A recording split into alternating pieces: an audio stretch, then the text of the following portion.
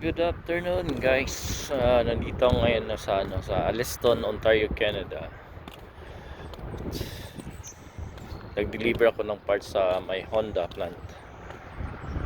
Sa paggawa ng Honda assembly. Nandito kanina umaga alas 8. Alas 3 na ng hapon ngayon. Naghintay ng load, wala pa rin. Mahina talaga ngayon. Dito ako sa tabi ng Walmart. Exercise muna. Ito ang daming bulaklak ko. Mga dandelion to.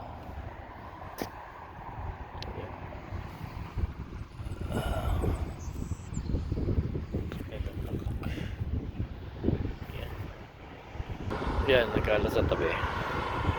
So, di nata.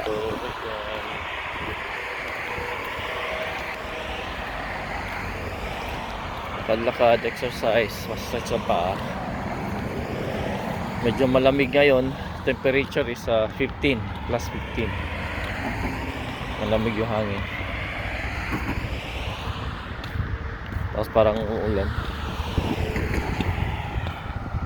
Yan, daming sasakyan. Labasan na kasi ngayon sa trabaho.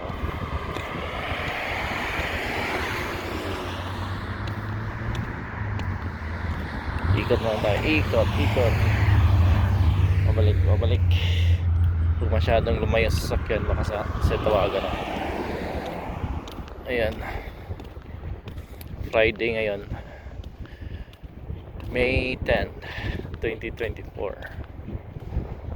Okay, yun lang guys. Ito yung farm. Katabi niya farm. Yun yung Walmart.